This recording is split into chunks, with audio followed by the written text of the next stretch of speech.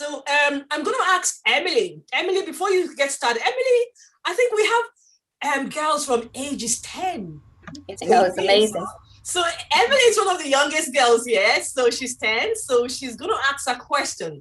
Emily, Hi, Emily. Emily Rose Byrne. That's her there. She's just by your side. I don't know what she's. I don't know which screen you're seeing now, but she's just by your side. Yeah. So Emily, go ahead. Hi, I'm Emily, and I'm working on kind of like an app that called Relax Nature that is for students who are stressed to relax outdoors. Here are my questions for you. It is reported that 73% of college students experience stress. Do you think that it's similar for school students? I think it probably is. I think this year and last year in particular, that there would be higher levels of stress than normal for kids, because I'm sure you're all experiencing it, so you can probably comment as well. I know homeschooling has been a challenge for lots of young people, and we have, I suppose that's why we've been working really hard since January to get the schools reopen again, because kids miss their teachers and their friends and some of the activities, the group activities that they can do in school that, you know, they miss out on when they're working at home. And, you know, I know from working with people, it can be hard when you've 3 or 4 people or more people looking to use the internet and get online for classes. So that's been a challenge. So yeah, I mean, all of, I suppose, the feedback, and I'm happy to send on some of the research that we have if it's helpful for your projects, is that, you know, remote learning doesn't suit everybody. So it can be more difficult for some kids to engage online, especially younger kids starting primary school. And I suppose the stress probably in particular has been higher for kids who are doing exams and junior cycle and leaving cert exams, because there's been more obviously uncertainty over the process this last year and this year. So yeah, I definitely say if your app was available, it would probably be recording higher levels of stress now. So I suppose our plan is to try and keep schools open to help people manage that stress. And even actually one of the things that we're encouraging people to do is to go outdoors if they can, especially at primary level. So we're encouraging primary school in particular, but other second levels, to go outside and do classes outside if they can. So physical exercise, science classes are particularly good for, you know, exploring outside. So I can send some of that information on to you if it's helpful for your project. That would be very handy. Yeah, because I think Emily is working on how she can support people that are stressed using nature. You know, so which is very handy. You mentioned something there. Listen, we have a lot of girls here. I can see all their hands. So thank you, Emily, for that question. Who is next now? Chigoze, I can see your hands. You're like, go ahead. Chigoze is 10 years old as well. I'm starting with the younger ones. Hi. Yeah, go ahead, Chigoze. So my name is Chigoze, and I'm in Team Replaceable, and we're trying to solve the problem of people with speech impairments. So I have 3 questions for you. Okay. So the first one is, how does the Department of Education help people with speech impairments? Okay, that's a good one. We do provide technology to kids with various issues like dyslexia. I'm fairly sure speech impediment might be covered, but I'd have to check. I can send you on the information if it's helpful. So kids can apply through their schools for technology supports for specific conditions. So I'd have to check, but I'm sure we probably do provide some extra support. We'd also provide in-school support. So there's extra teachers who can take kids for one-on-one sessions. and help them with, if it's if they need extra support in maths or reading, they would get extra one-on-one support.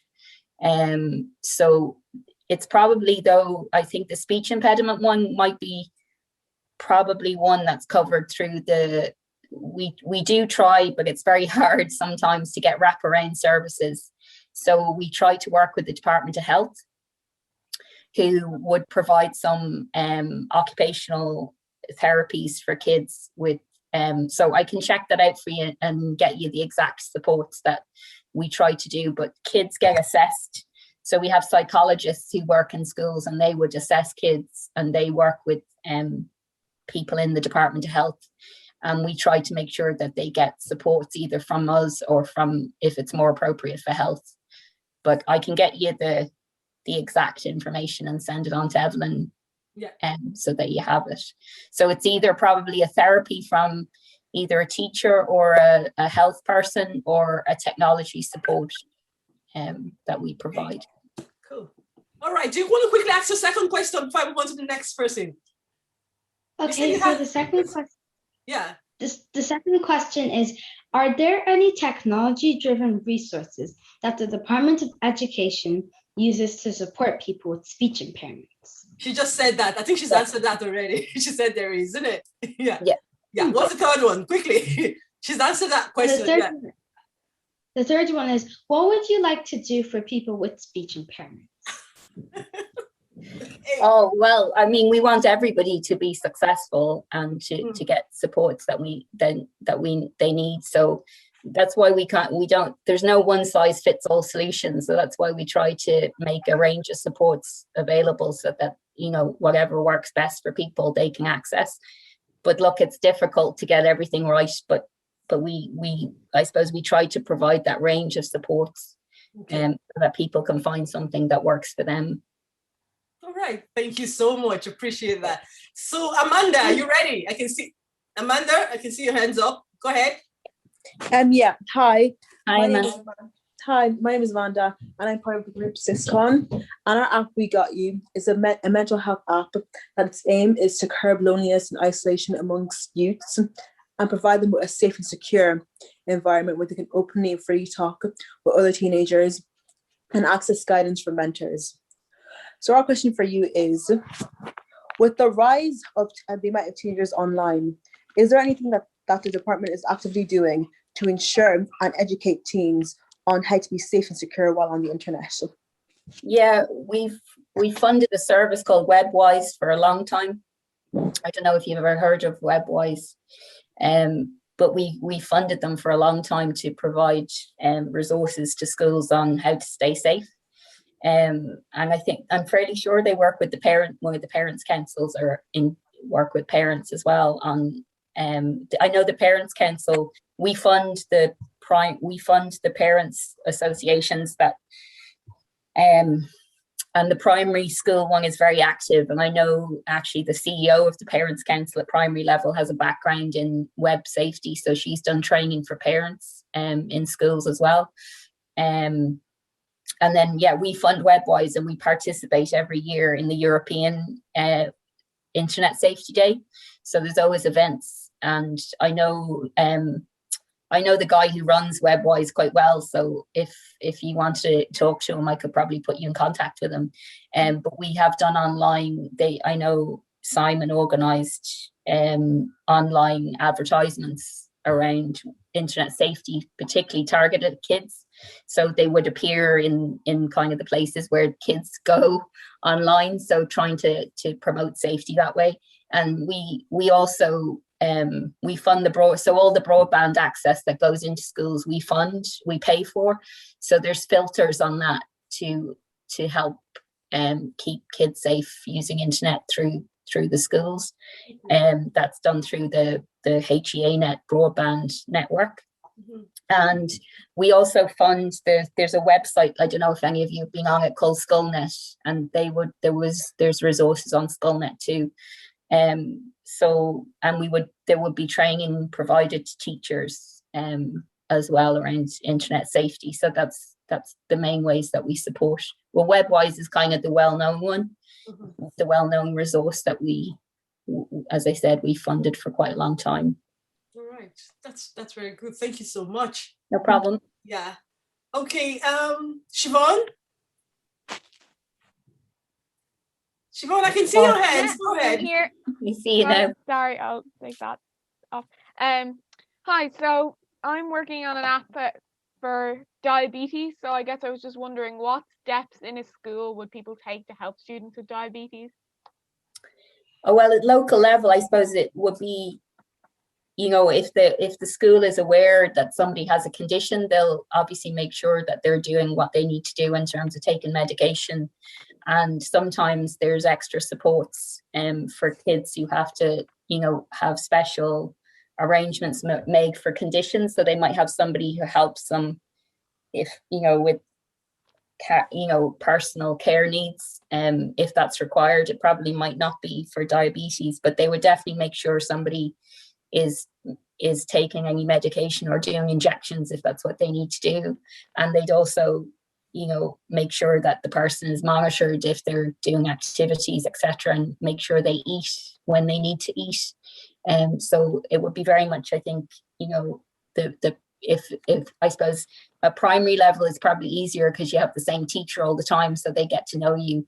But I can check it out, but I know like they would make sure that they're aware of any conditions, and would make sure if somebody's unwell that they get medical care if they need it. So, Yeah. Okay.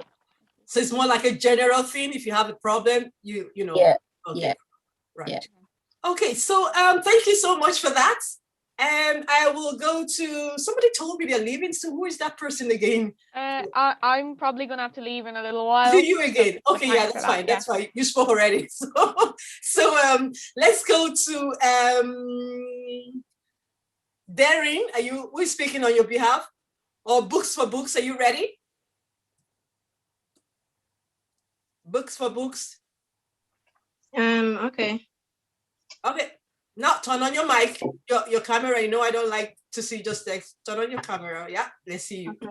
So my name is Marisiri, and I'm from Delivery Connect, and our app is going to be like a place where people can trade and exchange books.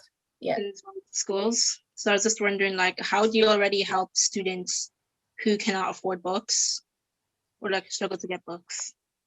Okay, well, there's the reason that one kind of jumped out at me because it's a long running issue in schools are books and the cost of books.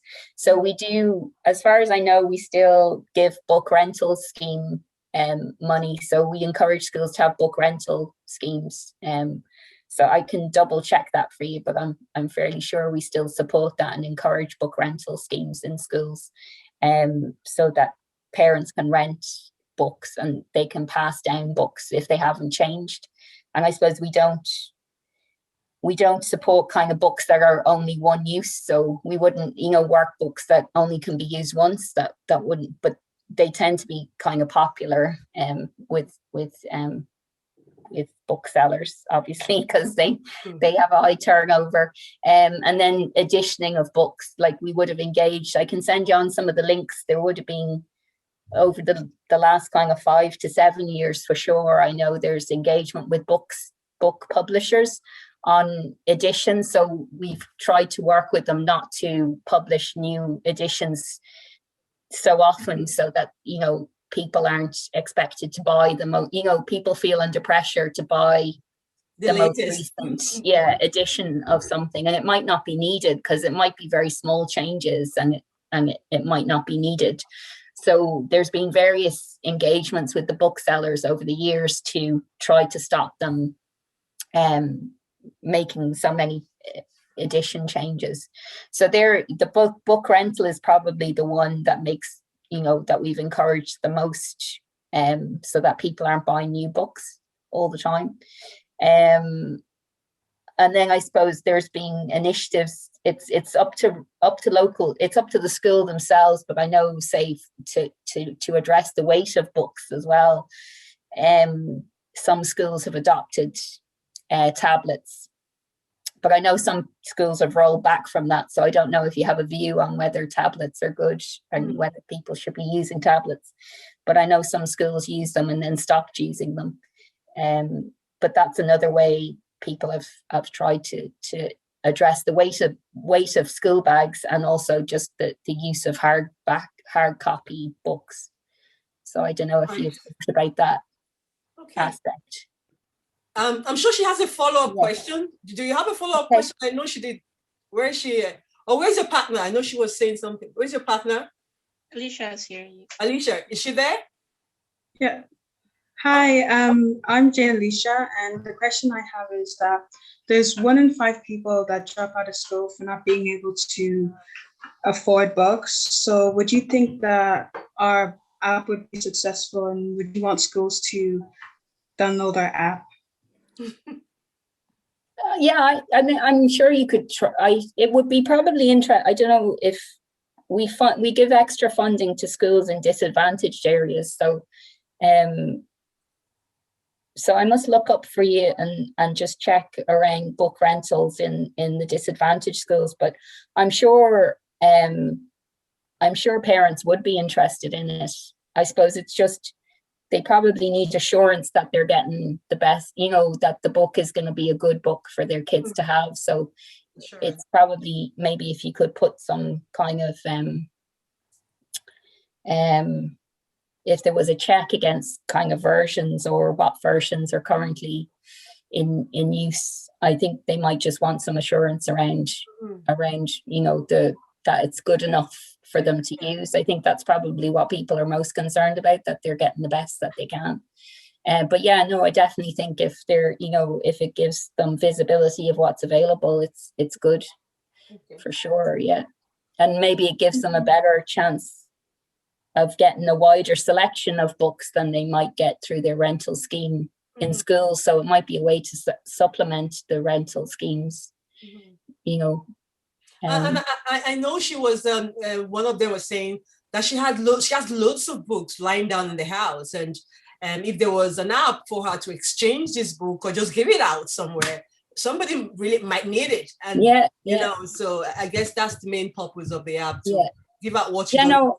I'm sure people would be happy to try to find a book that they need online through an app. Yeah. All right. So thank you so much for that. Deirdre, I can see your hands now. Are you ready? Yeah. Hi, my name is Darren, and our app is called Sickle Care. And basically, our app is to spread awareness to people with sickle cell disease.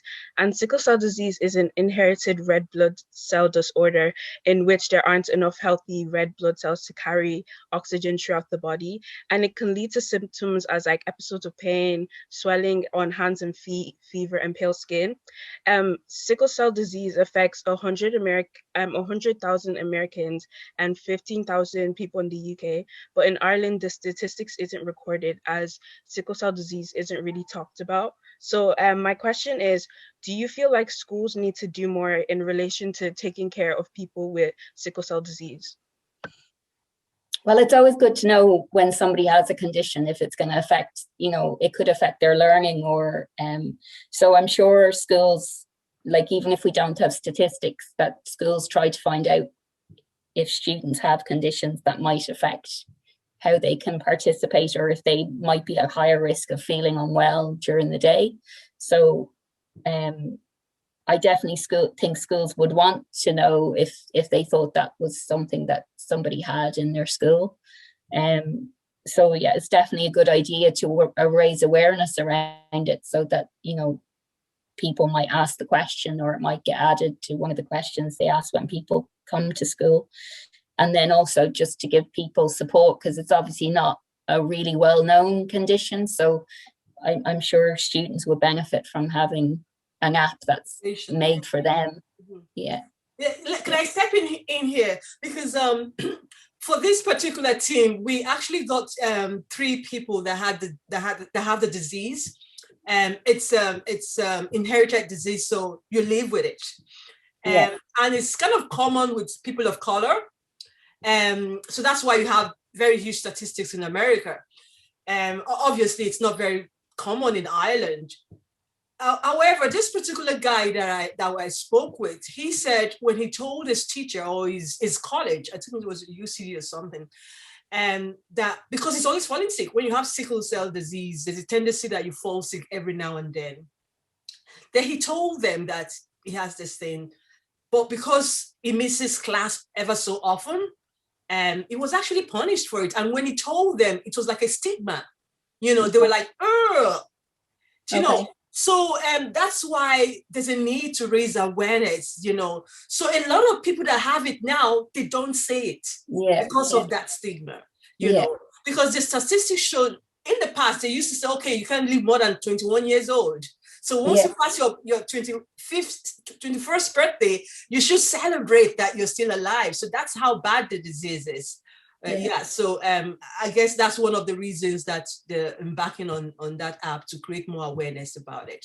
Yeah, right. And I suppose it's always hard for kids to feel they're different from, and definitely if that's the reaction, then that's not a good reaction. That's not what we would want to hear back from our from colleges in particular, where they have such a big population of people that they should know that they're going to get a variety of conditions in the population that they have. So I'm disappointed to hear that somebody got a negative reaction from a college. So all right, thank you so much, Deirdre. I just go to the next person now.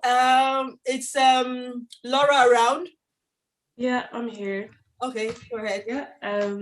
Hi, Deirdre. Yeah, I know we spoke a little bit about my app earlier, and my app aims to support trauma survivors. And from research, a recent Sinn Féin survey with 600 students have found about 90% of students are struggling with loneliness, stress, and feeling disconnected from friends. And about 60% of the Irish population have said that their mental health has decreased during our recent times due to bereavement, isolation, loss of income, anxiety, fear, increased drug use, alcohol, and so on. So my question is, how does trauma affect academic success? And if so, how can trauma survivors excel in school or university? Well, obviously, I think there's lots of research that shows that trauma impacts on people's ability to learn and affects your self-confidence and concentration. And I think that's kind of well established in research. I suppose there are well-being guidelines that we issue to students in schools, so I can send you on copies of those in terms of how you would try to support somebody. So I suppose it depends on the nature of the trauma. I suppose if it's a very individual, like I suppose COVID is quite traumatic for people in totality. So it's about kind of trying to support the school community as a whole in dealing with COVID, and you've raised the issues of isolation there and loneliness and anxiety. So I suppose we've tried to address those issues by trying to get schools reopened and keep them open, give certainty to people who are doing exams around what their options are, and trying to make sure kids can go from second level school to whatever choice they want to make for either higher education or apprenticeships or anything like that. So trying to provide certainty in at the moment, it's very difficult to provide certainty because we don't know how the virus is going to change, but we're trying to give certainty over school reopening, etc. But I think if the trauma is individual, if it's specific to something that's happened to an individual rather than a group, then it would be the psychological service that we have in schools. I don't know if you have information on them, but I can definitely send you some information about, we call them NEPS, it's a National Educational Psychological Service. So they would do individual assessments with kids and recommend particular approaches for them for their school and for in-school support. So that's probably one of the main things I think would happen with somebody who has had a traumatic. So if a school community, if something traumatic happens in a school community, then our NEP psychologists will go in and support the school community as a whole and talk to them about what's happened and to support them through that. So I'm sure I can send you information on the psychological service, and I'm sure if you wanted to talk to somebody, I could get somebody to talk to you about what they do in trauma situations. So happy to link you up with them if that's helpful. That'll be very handy. Thank you very much for that. Thank you very much. All right, so Bethlehem, I can see your hands up. That's another. How old are you? 10? I'm 10 years old. Okay. Hi, my name is Bethlehem and I'm from Phoenix Helpers. Our app is helping the homeless and how to make their lives better. And my question is, for people who are homeless, who don't have education, how could we help? That's a tough one. What do you think would help? Question back to you. Yeah. I need a minute to think about that one. So what do you think would work? Okay, what's your solution? what solution do you have? In our app, I think we should have a little section for education in our app, and like maths and English. And okay. Yeah, I mean that's a really tough one. Like it is really tough to solve that, because kids don't, they're probably not attending school if they're homeless. So I think that's trying to get people into accommodation and get them linked up to a school would probably be what we would be trying to do, because if they're going to school, they can benefit from other things. Like some of the schools that we fund would get breakfast clubs and things like that. So some of our kids unfortunately rely on school for nutrition as well as education. So we would supply school. Well, we work with colleagues that fund breakfast clubs and things like that, so that kids get a breakfast when they go into school if they don't get one at home. So yeah, I think for somebody who's homeless, our priority would be to try to get them linked up to a school, but they probably would really need to get into accommodation to do that. So that would be really, I suppose, what the aim of the overall social services would be, is to try and get them into accommodation and then get them into a school if we could. But it's very difficult. I think one of the main things that the app will be doing is to actually connect homeless people with, maybe, for instance, if they're located in Dublin, they'll be seeing the nearest soup center, for instance. Or the nearest help center, wherever they need help. They will be able to cite that on the app. I think that would be one of the main things there, besides education. Yeah. Right. Okay, so who else haven't spoken? I know I've been. Emma, do you want to? Emma, what group are you in?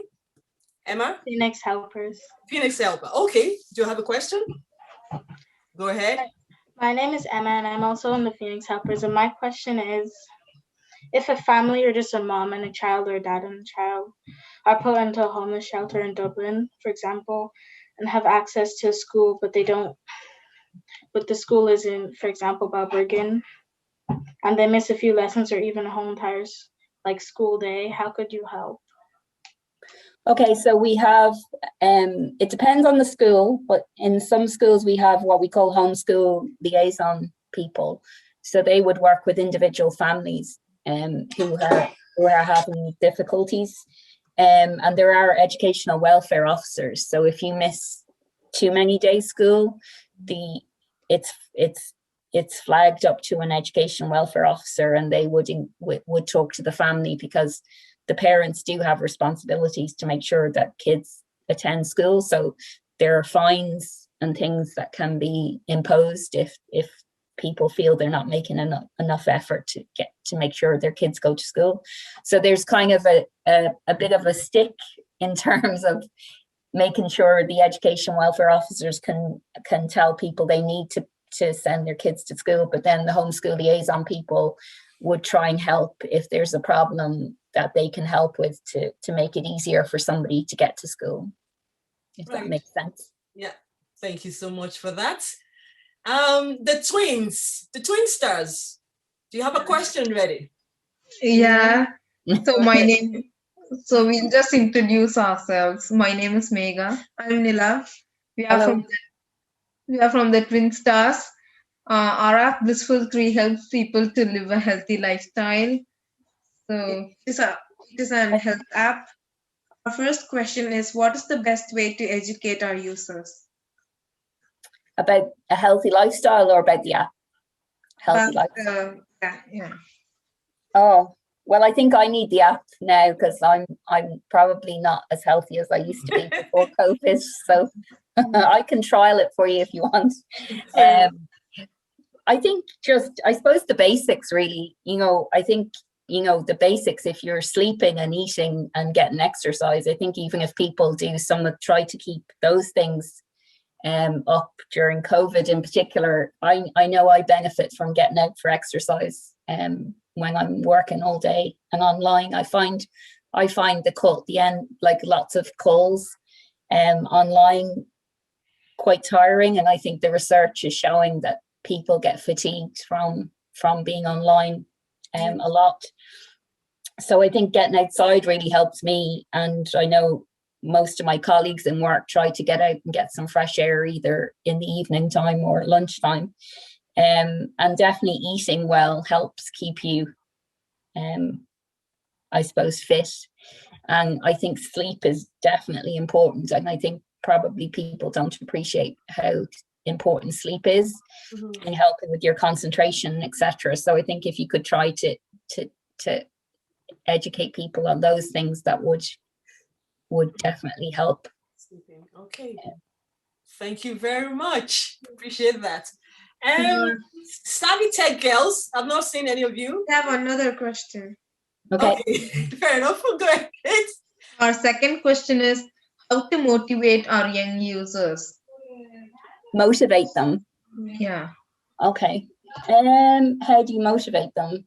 Well, I suppose if they set some targets, if they could set some targets in your app, or maybe share. I think it's like exercise. I definitely feel like if I have somebody doing it with me, I get more motivated. So say, like I go cycling. So I don't know if any of you know Strava. So Strava you can track your speed and your calories and all that kind of stuff on Strava for different activities, but I use it for cycling.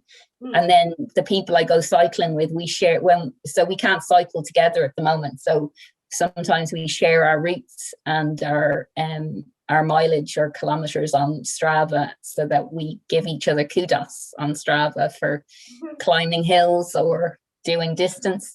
So I think maybe being able to share some of your success with people, share your success, but also maybe share your target. So if your target is to walk, 2 kilometers every day, that you can share your target with other people, and maybe they could do something as well. And then if your healthy eating is, if you want to try to cut down on chocolate, I could really do with cutting down on chocolate at the moment. So maybe if that, I know in work, a few people have cut out chocolate. And so if you give that commitment to other people, it kind of gives you a motivation to stick with it, because you have to tell them if you've failed and that you've gone back on chocolate. So I think sharing information with your friends and family is probably a good motivator. That's a good tip for everyone here now. Share motivation, because to be honest, a couple of them are working on kind of like a health app. And so most of the answers you're giving is kind of relevant for most of them, so you're learning from answers that from other people's questions, so to speak. So do we have, I think Alexia's hand is up there. Thank you. You're welcome. Alexia, is Alexia there? Yeah. Okay, you want to ask a question? I'm from Phoenix Helpers, and my question is, some people have been born homeless but can afford money for school, but they also need to save up money for a house. How can they do it at the same time?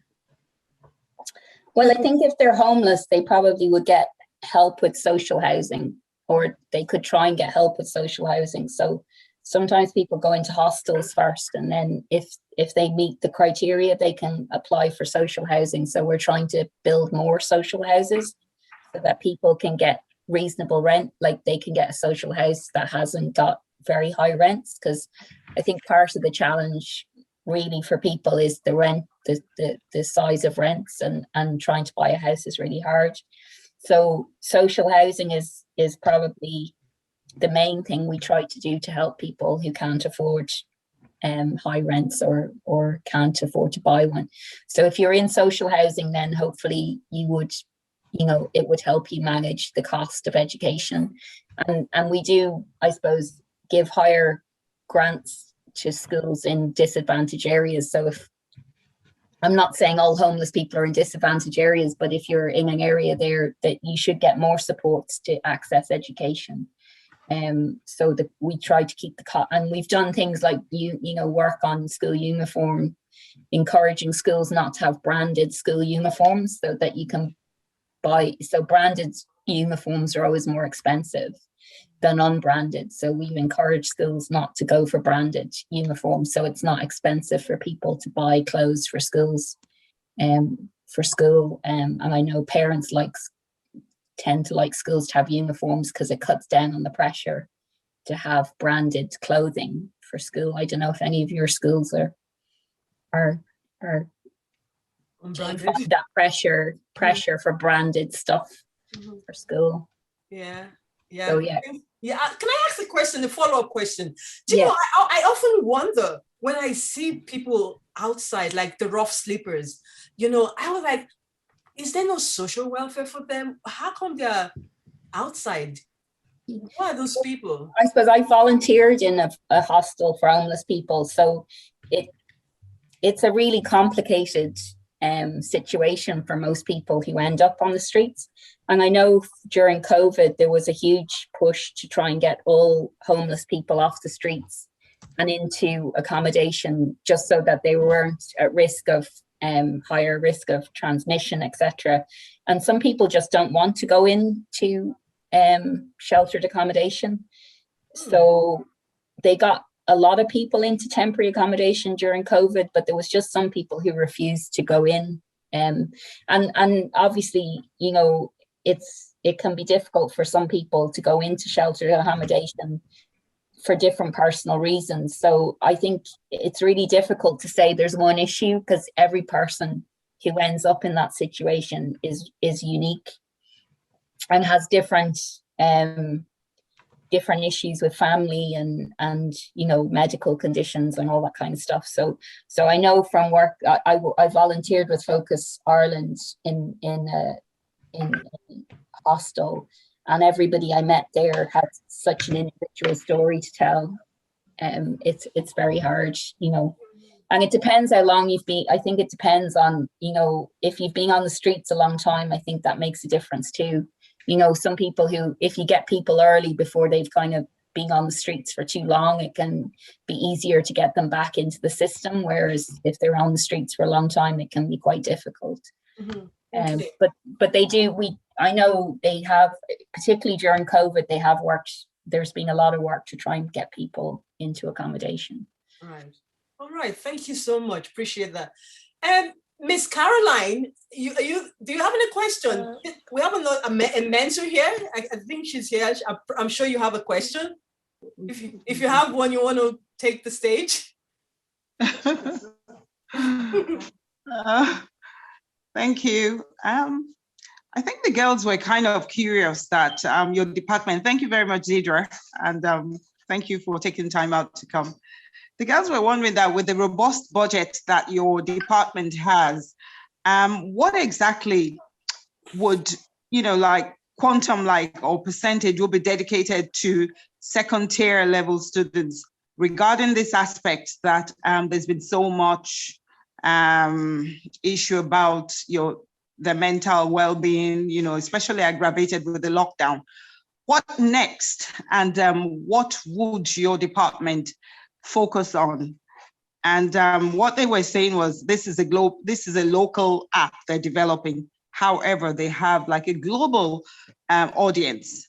And what exactly is Ireland doing towards that, considering all your policies affects people here, but at the same time, on the world platform, are you involved? And, just to let us get an idea how much of that money Ireland is spending, because, it blew my mind, for example, when you mentioned it earlier on, how much your department actually accommodates in the budget. But sometimes, we keep complaining, and it seems as if either not reflected or we don't know the magnitude of what you're doing to help second level to combat all these issues of isolation, mental wellness, their mental well-being and all that. I hope that's clear enough. The part of the budget that I look after is teacher pay.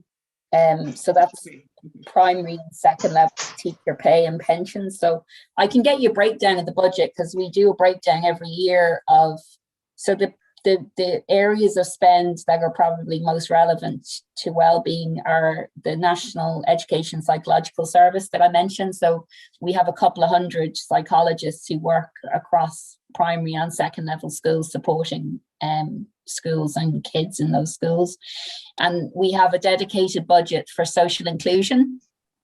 So I can get you some more information on the budget for social inclusion. So that would be targeted a lot around schools in disadvantaged areas. So I can get you some information. So there's hundreds of millions of euros in those budgets. And then we have a budget for kids who have additional needs, so special education needs. So there would be a dedicated budget for that. So that's a mix of additional teachers. A lot of money goes into additional teaching support in schools. And then there would be additional grants and home tuition. We do some home tuition grants as well for kids who can't come to school. So we would have done extra for kids with special needs. There would have been there's some extra programs run over the summer, because they tend to benefit more from structure in schools. So we run, because when schools are closed in the summer, there are some additional programs run over the summer months as well. So there's kind of, I would be able to send you figures that are kind of relevant to well-being. So I can put that together if you want me to send it to you, so that you have an idea of how much the budget goes on that kind of support. Yeah, why they're thinking about that is just to lend, credibility to why their app is important. Yeah. If policies are developed and it's recognizably, important to your department, therefore, it is something that everybody should sit up and get support on. Yeah. So. And we do link in at European level and internet. So we participate in international surveys of students' performance to learn how we perform against other countries. So there's a kind of famous one called PISA. I don't know if you've heard of PISA, but we participate in PISA every few years, and that measures student success across a number of aspects. And then we would we work a lot across the EU with different groups and participate in different research around various different aspects of student learning. So we're very active internationally, really. So our psychologists would attend things. We have school inspectors who would link in with colleagues internationally. So they during COVID, for instance, they would have linked in with colleagues abroad to find out what colleagues were doing, or specifically around COVID, and specifically around things like exams and managing exam stress. And I know our psychologists would be well connected with psychological services elsewhere. So yeah, we do work at international level to make sure that we're learning from other people, and we share what we can with other countries as well, so that they can learn. So we often have delegations from other countries coming over who ask us to meet them and talk to them about different topics. So we try to facilitate those as much as we can. Right. Would that have huge impact on the curriculum then for like 2021, 22 from all that we've witnessed in this past 18 months? It's probably, online learning is probably, you know, there's been so much learning in so many countries about online learning, and I think you're going to see the impact of that in years to come. You know, the learning around good practice, I think will have an impact on education for the next decade or more because of what's happened in the last year. I mean, it's just accelerated online learning so much compared to what happened before COVID. So I think the learning from it is just going to go on for a long time. I mean, curriculum change is quite slow in Ireland. Curriculum doesn't change overnight, but obviously there's been changes to exam papers, etc., to make it, you know, better for students impacted last year and this year, and probably will happen again next year as well. So so I think the way of teaching and learning has changed, probably not curriculum content because that changes slower, but there's definitely, you know, a lot of learning from what's happened. And I know I can send you on some of the resources that have been given to schools, guidelines to schools on learning from what's worked well in the past year. And that's probably what has, you know, we're trying to share with schools good practice. Okay. Yeah, thank you. Yeah, thank you so much for that. Okay. You'll have a long list of documents from me by the time. I know, there's a long list now, if you remember all of them. But I think I need to call this girl now. Somebody's about leaving. Is it Jody? Jody, I can see your text messages there now. Who is speaking on behalf of your team? BameTech Girls. I think we all are. No, everybody can speak. Just one person now, because time is almost over. Just one person. Who has the most important question? Go ahead. We don't know each other's questions. Sorry? We don't know each other's questions. Oh, she answered your questions already. Have I answered them? Okay. If you don't have, is anybody ready to speak? Anybody? Right? Yeah, I have a question. Okay, go ahead. Deirdre, yeah, just one more. I was just going to ask, how can we get schools involved, and how can we get schools involved in our apps and find ways for schools to actually adopt their apps into like schools and raise awareness and get many people on the app, working with the app and in partnership with the app? Well, maybe if it was me, I would probably talk to one of your teachers, because teachers talk to each other all the time between different schools. So I would probably start local, and I would talk to one of my teachers and see if they would share the information with their colleagues in other schools. There's also places called teacher education centres. I don't know if you know the teacher education centres, but they run training for teachers. Obviously, people can't go to the centres at the moment, but when COVID is over, they'll go back into the centres for training, and they have notice boards and things like that. So you could always put information. You could ask. There's at least 16 teacher education centres around the country, and some smaller ones. So you could definitely ask them if they would make information available to teachers who are going in for training. And you could always try young new teachers coming through from the teacher education colleges. So we're trying to encourage those teacher education colleges to focus more on technology in future. So they're all linked into universities now around the country.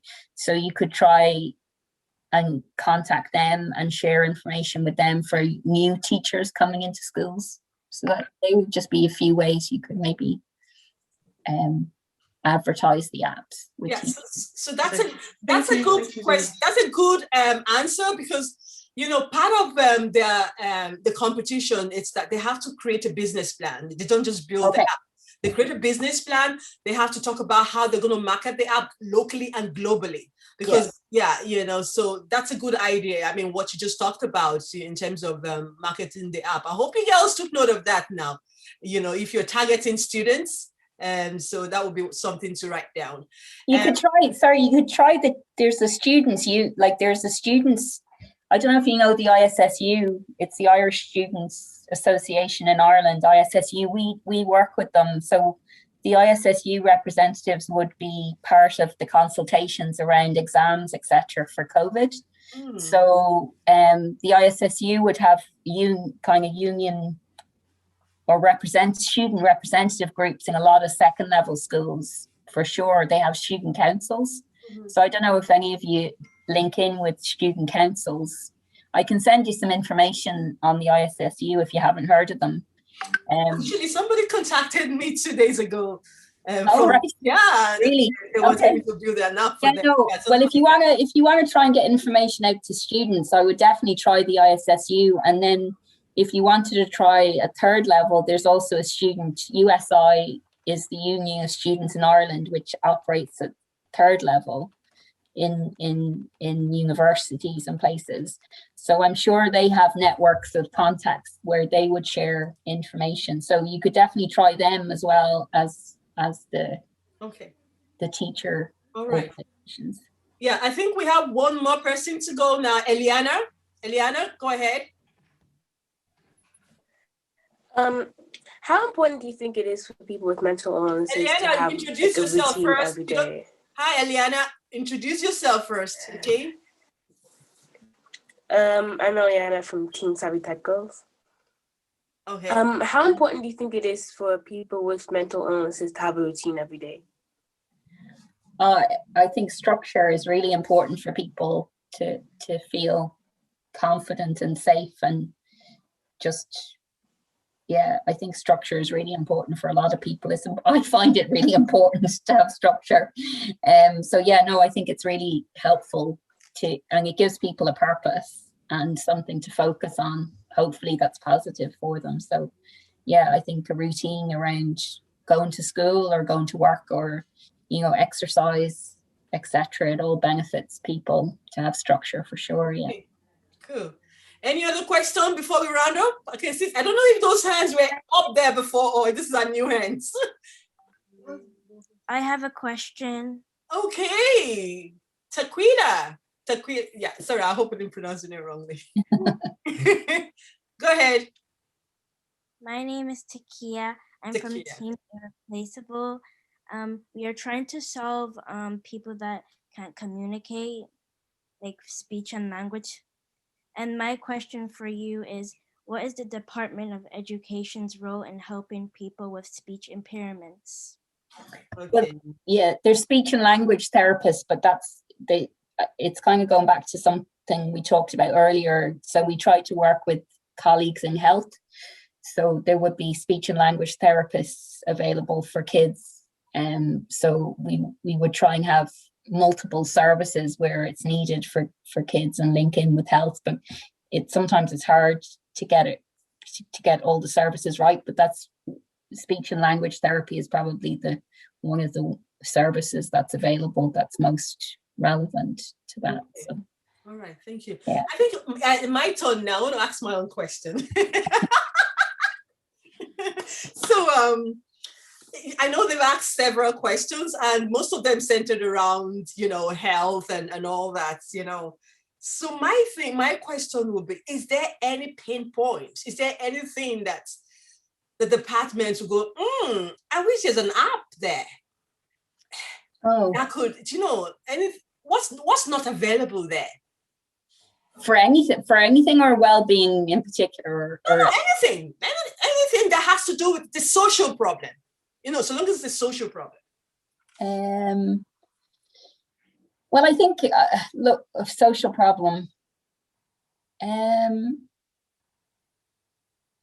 But I think we could always benefit. I think the department could always benefit from being able to share information, with parents and students and teachers about particular issues. So we do have a Twitter account. That's about as far as we've got with social. That's it. Yeah. The girls that are doing the education one, what's it called? The Amanda, what's the name of your team again? That's one of the links. That's one of the features of the app. you know, to be able to share information and all that. Yeah. So yeah. So because I think, like, just even talking to you today, you know, there's probably lots of information. Like, there's the Citizens Information website, but I suppose we share things through Twitter to try and get messages out to people. So, and it's interesting, I suppose, you're talking about artificial intelligence, and I suppose even being able to get kind of like if people send us queries, I know we haven't started, but I know other places have started to use artificial intelligence to deal with, to try and get information out to people quickly. Absolutely. So that they're not waiting for, so if it's a straightforward information request, that the information, they use AI to try and get information out, because sometimes that's half the battle, is getting information into people's hands so that they can help themselves. So I think that's probably going to be something in the future that we use more to try and get information out to people quickly. Absolutely. Yeah. Very good. Thank you. That's very helpful. So it's 7 o'clock. We made it.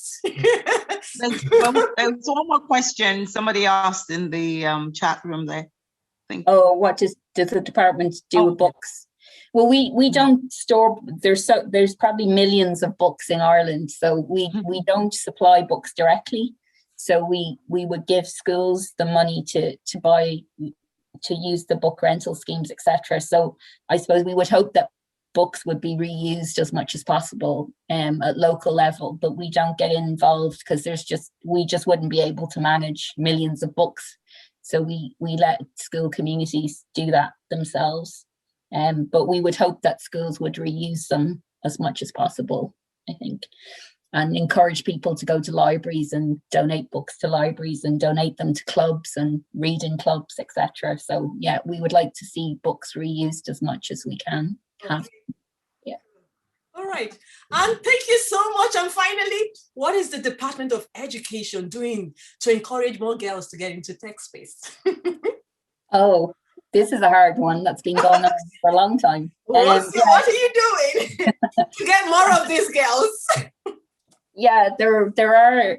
We do fund initiatives in I suppose we fund we supported the Young Scientist competition for a long time to encourage participation there. And there have been some initiatives to help get girls into science and technology subjects. So I can send you some information on that. And then there would be, I suppose, more then at third level when girls go into college courses and stuff, that they're encouraged to try tech. So we monitor the statistics as well to see the participation rates, whether they're going the right way or not. So it's funny, you have a problem with males not going into teaching and girls not going into tech. So we just, I suppose, apprentices is another area where you wouldn't have had a lot of girls. So we've been encouraging girls into and trying to get into less opening up more apprenticeships, and some of them would be in the tech field. So we have just had our 1,000th female apprentice this year. So yeah, there's definitely targeted initiatives, some scholarship stuff going on around girls in technology, but also just trying to encourage role models like you to have so, you know, sometimes it's about showing people that there are people like them in technology, and that it's not, you know, something just for boys. Absolutely. So, and then I know there's, you know, tech companies do initiatives, and we would work with some of the tech companies around some of their initiatives to help encourage girls into tech. So there's no silver bullet, unfortunately, that solves the problem. So it's lots of different things, and giving visibility and showing people that it's something that they can do. So we would encourage anything like that. Fair enough. Thank you so much. So now, girls, I want you all to turn on your camera and let's say thank you to Deirdre. Everyone, turn on your camera. know what we do? Thank you, Deirdre. Follow your camera. Thank you, Thank you so much. Yeah, thank you. Thank you. I hope it was helpful. Yeah, it was. Very helpful. Bye. It was indeed Thank you, helpful. Thank you so bye. much. Thank you. Appreciate it. Thank you. Bye for now. Bye. Evelyn, I'll send you on some information. All right, that would be so. You can let me know. Okay, I will indeed. Thank you so much. I'll remind President what we need. the links. Thank you so much. Bye. Bye for now. Thank you. Take care. Bye. Bye.